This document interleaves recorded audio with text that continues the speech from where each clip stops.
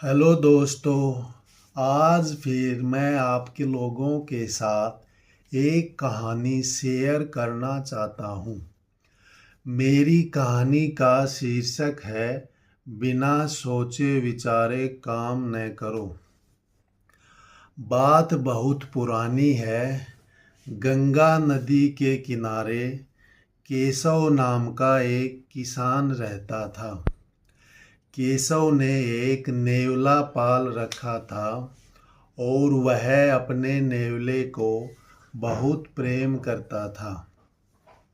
नेवला भी अपने मालिक के प्रति बहुत स्नेह रखता था और जब भी उसका मालिक बाहर से आकर दरवाज़ा खोलता तो नेवला तुरंत भागकर उसके पास जाता और उसके पैरों में लौटने लगता था। एक दिन केशव किसी काम से बाजार गया हुआ था। घर में केशव की घरवाली और उसका 3 माह का लड़का पालने में पड़ा सो रहा था। केशव की घरवाली ने सोचा कि जब तक लड़का सो रहा है क्यों ना मैं गंगा में डुबकी लगा आती हूँ। यह सोचकर वह गंगा में नहाने चली जाती है और नेवला पालने के पास ही बैठा था। तभी अचानक एक बहुत ही मोटा और लंबा काला सांप बिल से निकला और पालने की तरफ बढ़ने लगा।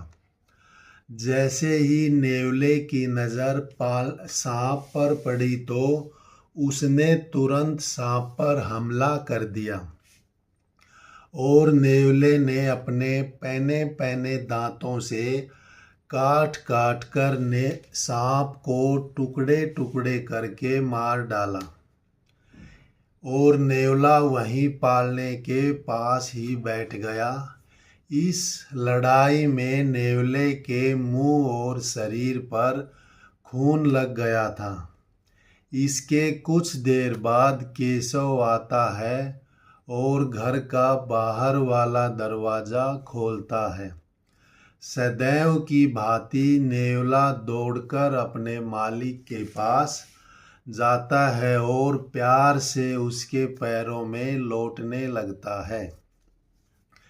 केशव ने देखा कि नेवले के मुंह और शरीर पर खून लगा है। उसे लगा कि नेवले ने उसके बेटे को मार दिया है। केशव ने आओ देखा न ताव देखा, अपने हाथ में लिए हुए डंडे से नेवले पर एक जोरदार प्रहार किया। नेवला वहीं पर ढेर हो गया। इसके बाद केशव ने घर के अंदर जाकर देखा कि उसका लड़का तो सही सलामत पालने में पड़ा सो रहा है और पालने के साथ में एक सांप कटी पिटी अवस्था में मरा पड़ा है।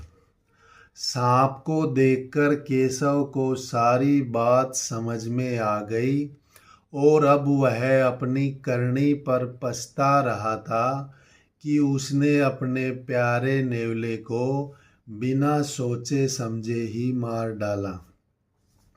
और केशव अपनी करनी पर बहुत ज़्यादा उसे अफसोस हो रहा था कि जिस नेवले ने उसके बेटे की रक्षा की उसने उसके ही बिना सोचे समझे प्राण ले लिए। तो दोस्तों, ये मेरी एक छोटी सी कहानी थी। आपसे रिक्वेस्ट है कि आप सुन करके मेरे बारे में कमेंट अवश्य डालें। जय हिंद।